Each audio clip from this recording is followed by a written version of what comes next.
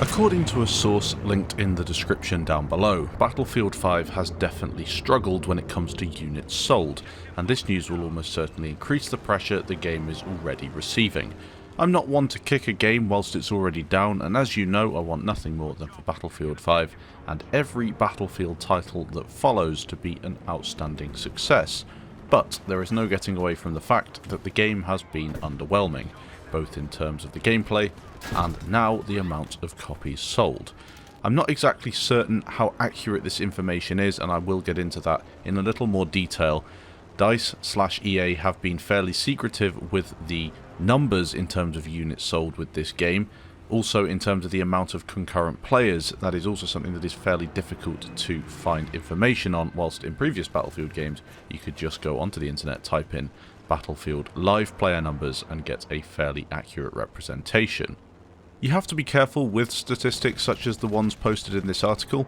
Taking things like this on face value doesn't always guarantee you a clear picture, and you have to dig a little deeper to get a proper understanding of what's going on.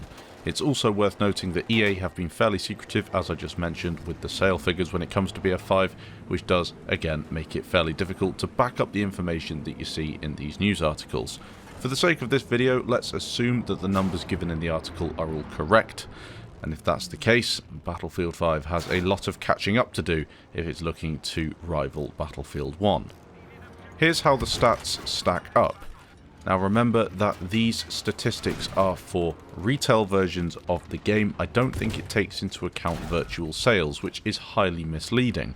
Games these days sell online more than they sell in shops, I would have thought, meaning that when you look back at Battlefield 3, people clearly weren't buying games online to the same extent that they are today. They were going into the shop and buying the hard copy, the disc, and that is how games used to be sold for the most part. That being said, if we are just purely looking at the amount of copies sold at retail, in disc form, Battlefield 5 is clearly underperforming. 1.4 million units sold in the first few days, or the first week, I believe that is what these stats are showing, compared to Battlefield 1 that got double that at 2.8 million. Now this also shows that Battlefield 5 has lost out to every single Battlefield title dating back to Battlefield 3 and only just scrapes past Bad Company 2 when it comes to units sold in the first few days of release. Battlefield 1 is the nearest competitor in terms of the timescale, and I think it's fair to compare it to Battlefield 5. And with that in mind, Battlefield 5 has only achieved 50% of BF1's sales in terms of that timescale.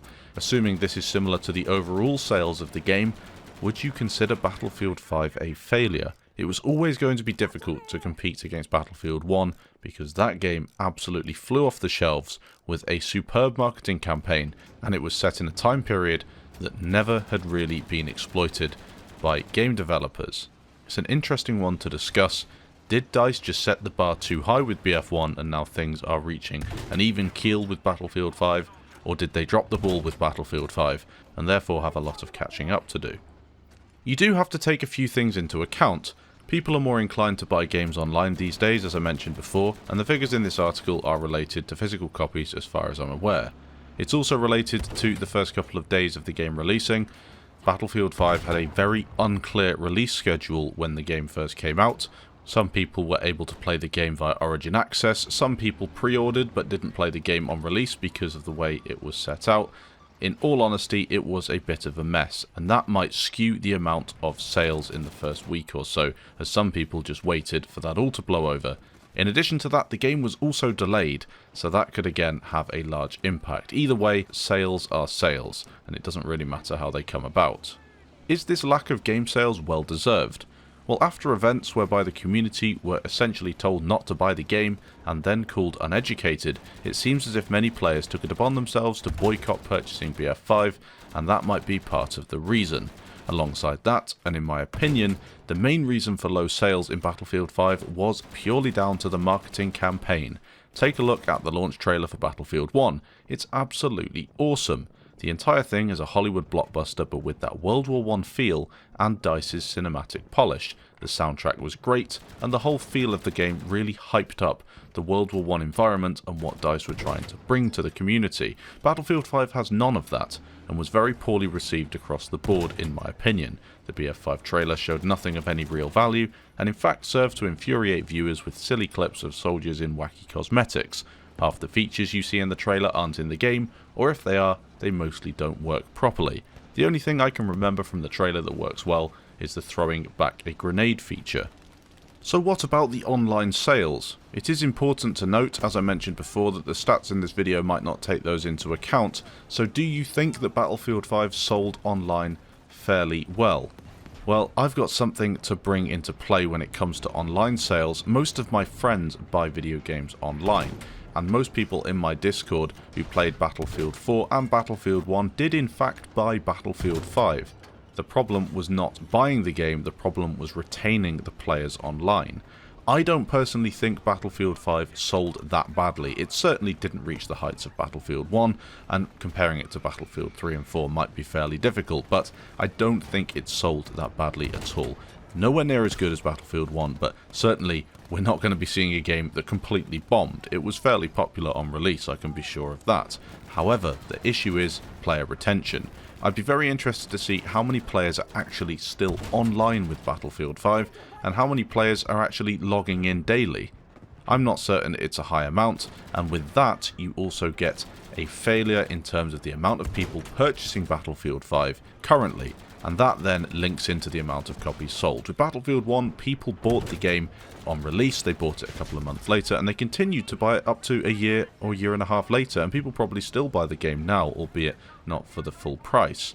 This is quite interesting because with Battlefield 5, not only are player numbers going to be dropping as people put the game down because of whatever reasons, the bugs, we've been through this before, but no one's going to be actually buying the game, and you're not going to have that new influx of players.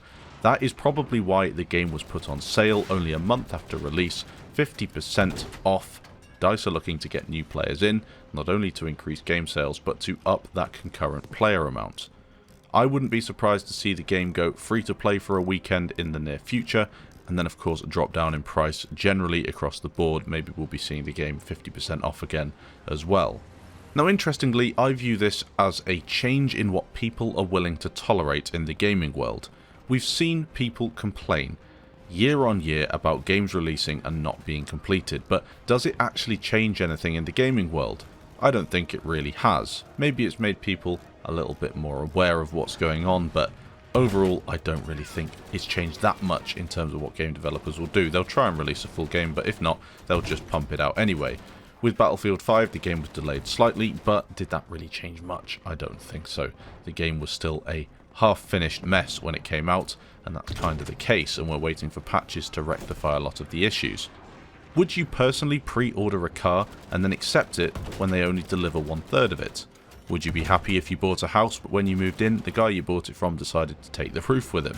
You're only getting half a house. That's not acceptable at all, and in fact you'd probably be breaking the law. With a game such as Battlefield 5, DICE have released a game that doesn't have a lot of the features they promised, and by law they may have to bring some of those in before the game is finished, but overall I think it's just disappointing, and that is another reason why the game sales are low. Just to finish this video off, I'm going to round off a couple of points that I've thought about over the past few weeks. As a Battlefield fan, I don't want any Battlefield game to fail. I want the series to flourish, but if you're going to politicize your game with SJW garbage, insult people, and then essentially not fix the game immediately, you're going to be getting into a bit of trouble. Not only are you going to be losing the player base, but you're not going to be introducing new players to carry the game from there. I'm disappointed with Battlefield 5. I do believe DICE will turn it around. These January patches are going to be huge for the game, and of course they do have the Battle Royale coming in March, which if pitched correctly can be very, very successful. The big streamers will stream it as they do with every single BR game, and if it's any good, DICE could be onto a winner. I'm also going to try and focus on some more positive videos with Battlefield 5 in the future. I don't want to stick with these negative videos, even though they are fair and justified with the game's current state. Personally, for me, I want to look at some more positive videos, even if I do go back to look at previous Battlefield titles. The top plays are definitely positive. People do enjoy watching what is possible in Battlefield, but these kind of negative criticism videos, although I will keep them coming, I'm going to try and focus on some more positive things in between. Thanks for watching. Let me know your opinions down in the comments, and I'll catch you in the next video.